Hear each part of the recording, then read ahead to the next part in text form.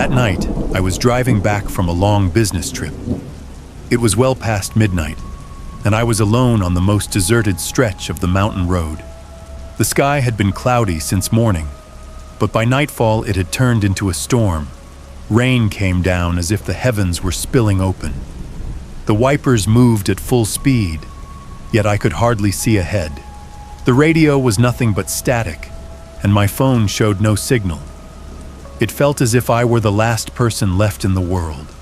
The winding road ahead was lit only by the yellow glow of my headlights. No cars passed by, and there were no houses with lights on along the way. The heavy shadows of the forest seemed to press closer with every turn. Then suddenly, the steering wheel grew heavy. As the car swayed, I quickly pulled over to the side. A bad feeling washed over me. I had no flashlight, so I used the light on my phone. When I saw the left rear tire flat, I cursed under my breath. Being stranded in such a remote place, in the middle of such a violent storm, was the last thing I wanted to imagine. I opened the trunk and took out the spare tire and the jack. As I tried to steady my phone's light on the ground, raindrops splattered against the screen, blurring the image. My hands were trembling. I struggled to get the lug wrench into place when, through the roar of the rain, another sound reached me. At first, I couldn't make it out. Maybe it's the wind, I thought. But a few seconds later, I heard it clearly. Footsteps in the mud. I turned my head. A brief flicker of light flashed among the dark trees on the roadside. A cigarette lighter. Then it vanished instantly. I felt the blood drain from my body. Who else could be out here but me? My heart pounded in my chest. Squinting through the curtain of rain, I saw a shadow. At that moment, it hit me clearly. I wasn't alone. The footsteps in the mud grew more distinct, even over the roar of the storm. I dropped the jack to the ground and hurried into the car. The instant I locked the doors, I felt a wave of relief, but my heart was still racing wildly. I leaned against the steering wheel, forcing myself to take deep breaths. Then, shadows appeared, not in front of the headlights, but on the sides, almost creeping along. Two dark figures started circling the car. The front door handle shifted. I jumped. Looking closer, I saw it being pulled. Panic surged again. I couldn't tell if they could see me, but their intent was clear. They were trying to get inside. A noise came from the back. They were testing the trunk. The footsteps shifted in the mud, circling around. My hands moved to the glove compartment without thinking, but all I found was the jack handle. That thin, cold piece of metal suddenly felt like my only weapon. I grabbed it, clinging to it for courage. Then, a piercing light cut through the dark. A flashlight. It shone straight at my face. I froze behind the glass, blinded. The man holding it had stepped to the front of the car. The other was still forcing the back door. I heard the faint creak of hinges, felt the pressure straining inward. The rain shimmered like silver threads under the headlights, but all I could see was that flashlight burning into my eyes. My breathing quickened.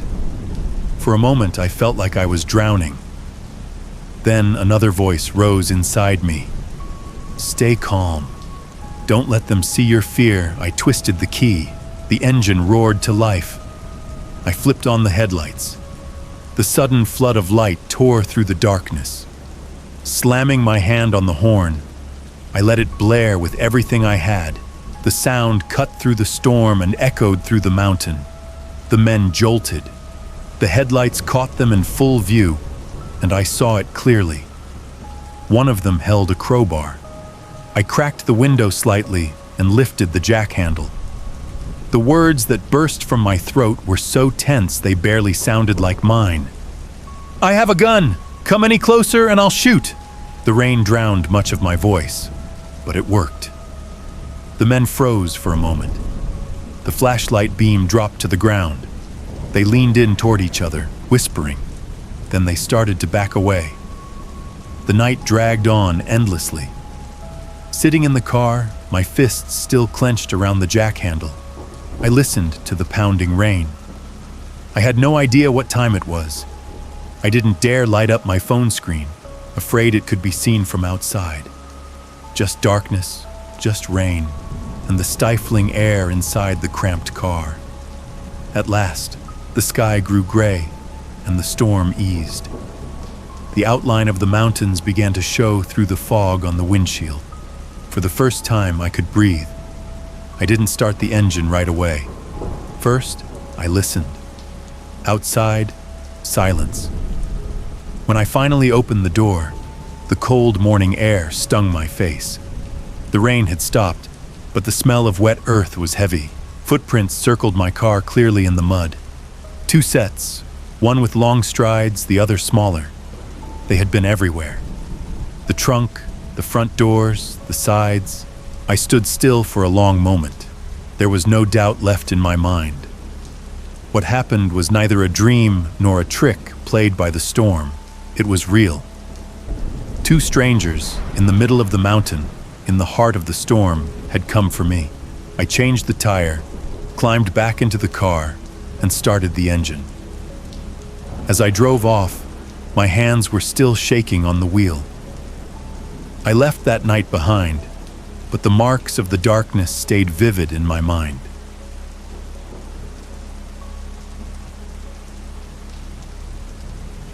I will never forget that night. The rain poured down like a curtain from the sky, and a thick fog formed in front of my headlights. The wipers could barely keep up, and I could only see a few meters ahead. The highway was almost completely deserted. No headlights coming toward me. No red taillights fading in the distance. It felt like the whole world had vanished, leaving me with nothing but the suffocating sound of the rain and the unease growing inside me. I had been driving for hours. Along with my fatigue, the knot in my stomach was getting worse. I didn't know how much longer I could hold out, but I was certain of one thing. I needed a restroom. That urgency drowned out all reason. Just then, an old sign on the right caught my eye. Most of the letters were gone, but the rusty outline of the word GAS was still visible. By the roadside stood a rundown station, looking long abandoned. The roof was sagging, the lights were out, and the pumps were covered in years of rust. I knew it wasn't wise to stop there, but I had no other choice. I turned on my signal and slowed down. As I reached for the door handle, my eyes drifted to the side, and in that instant, my chest tightened. An old pickup truck was parked in the empty lot.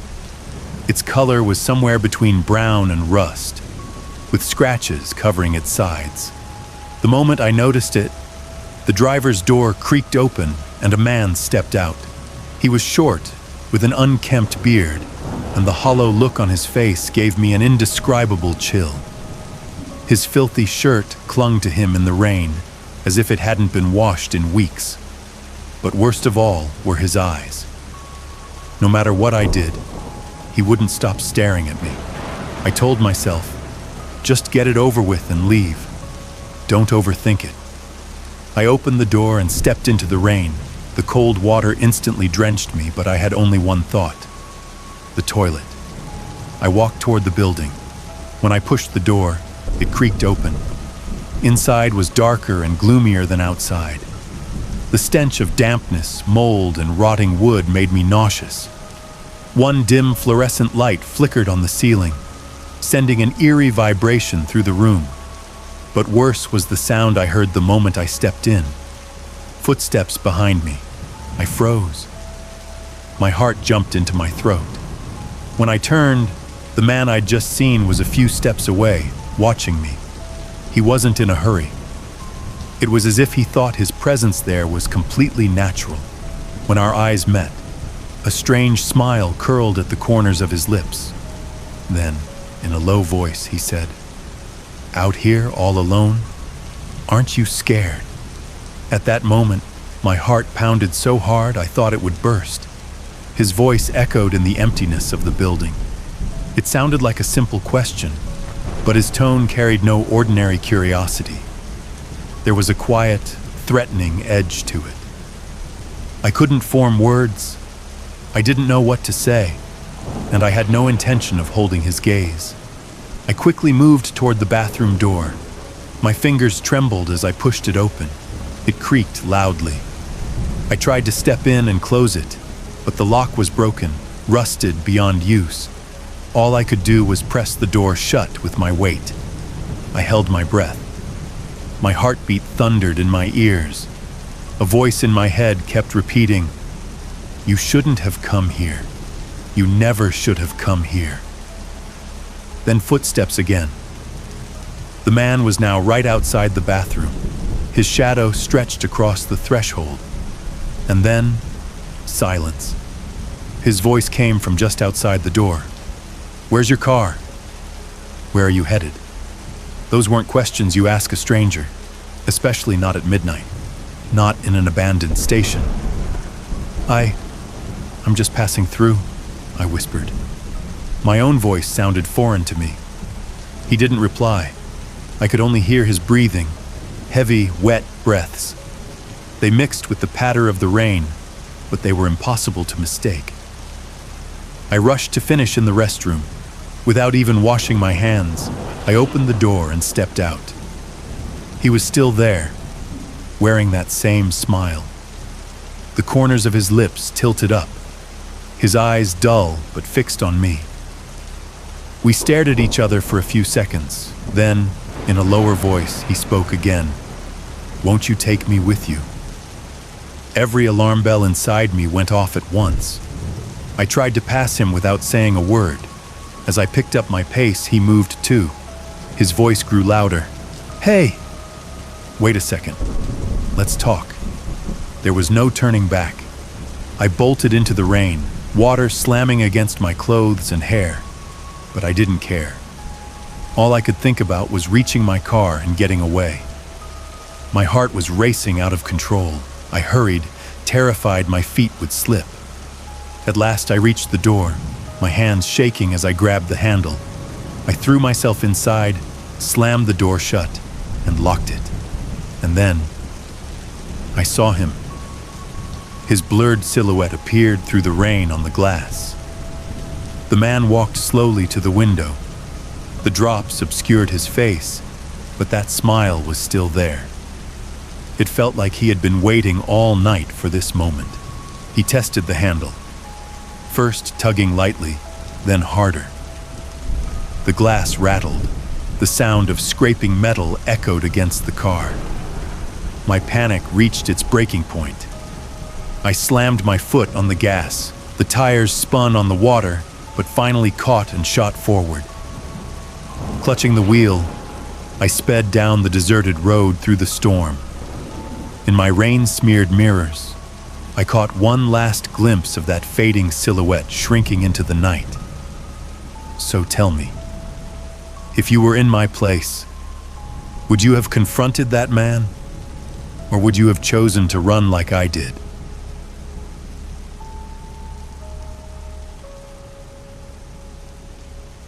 That night, I was alone on the mountain road. My eyes were almost closing behind the wheel. The wipers couldn't keep up with the heavy rain, and the blurred windshield made it nearly impossible to see. The radio had long since gone silent, and my phone showed no signal. Only the low hum of the engine, the hiss of the tires sliding on the wet road, and the steady rhythm of the rain against the windows kept me company. I saw him when the headlights swept across the roadside on one of the bends. A man wrapped in a long, worn-out coat, carrying heavy bags on his back, walking alone in the rain. To see anyone on that narrow mountain road in the middle of the night in such weather was almost impossible to imagine. For a moment, I thought our eyes met, but I couldn't be sure through the pouring rain. I eased my foot off the gas. I hesitated for just a few seconds. One voice inside told me to roll down the window and call out to him, while another warned me not to get involved. The only thought echoing in my head was, if someone is walking alone here, at this hour, something isn't right. I kept driving. About 20 minutes later, I pulled into my driveway. As soon as I stepped inside, a wave of relief washed over me. The warmth, the quiet. Crossing that threshold felt like escaping from the nightmare outside. I hung up my coat and set my shoes aside. The rain still beat hard against the house. The windows rattled. The storm howled. I took a deep breath and dropped onto the couch. But not long after, as I stood at the window, my chest suddenly tightened. In the dim glow of the street lamp, the same stranger I had seen on the roadside was now walking by. His coat hung heavy with rain, his bags drenched and sagging. He moved slowly but with clear purpose. And then, he lifted his head and stared straight at my house. My blood froze. I turned away, trying not to look, but my eyes crept back on their own. Under the pale yellow light, that man, hunched under the weight of his soaked coat, was still standing there, his bags at his feet, his head tilted back, staring at the house. It lasted only seconds, but it felt like endless minutes. Then he stepped out of the light and vanished into the shadows. My heart pounded in my chest. And then suddenly, the doorbell rang. I nearly jumped out of my skin. My hand shot to my phone, but my fingers were useless. The bell rang again. A long, thin tone echoed through the walls of the house. And then that voice. "Please." The word was faint, broken, tired. For a moment, my sympathy stirred. Maybe he really needed help. Maybe his car had broken down. Maybe he had nowhere else to go. But the dark, crushing feeling inside me was stronger. I didn't move. The doorbell rang a few more times, then stopped. Silence filled the house again. Only the sound of the rain remained. I sat frozen, waiting in that silence. Then came a faint scraping noise from the side of the house. I slowly pulled back the curtain. What I saw locked me in place. He was trudging heavily through the mud. The stranger had passed the window and was heading toward the side of the house. I pressed myself flat against the wall, watching his shadow fade into the darkness. A footstep. Then another. Heavy, steady steps moving into the backyard. My heart was pounding so hard it thundered in my ears. That night seemed endless. Minutes dragged on like hours. Was that man wandering through the backyard? Was he coming toward the window? Or had he already gone? I couldn't know. And the not knowing was unbearable. I didn't take my eyes off the window. In the garden's darkness, hidden under sheets of rain, I tried to catch some trace of movement. But everything blurred together. The storm, the wind, the branches swaying, shadows shifting as if more than one figure was out there. Then, a sudden crack. The sharp sound from the far corner of the garden cut straight through me. I sucked in a breath. My phone was still in my hand, but my fingers couldn't press the call button. By the time the police get here, it will already be too late, I thought. Footsteps came closer, then faded again. Sometimes circling behind the house, sometimes nearing the window. Each time I pulled back the curtain, the shadow slipped away, or seemed to retreat as though it knew I was watching. As the minutes dragged on, my mind began to turn against me. Maybe nothing was there. Maybe it was only in my head. Then I heard it. The deep, wet slap of heavy bags hitting the ground in the rain. Had he dropped them at the door? Or in the garden? I couldn't tell. When the first light of dawn crept through the curtains, the rain had finally eased. My eyes burned, bloodshot. With trembling hands, I pulled the curtain aside. The garden was empty. No stranger. No shadow. No bags. Only deep footprints in the mud near the door, and the marks of something heavy having been set down there. as if someone had tried to come inside, but then decided not to.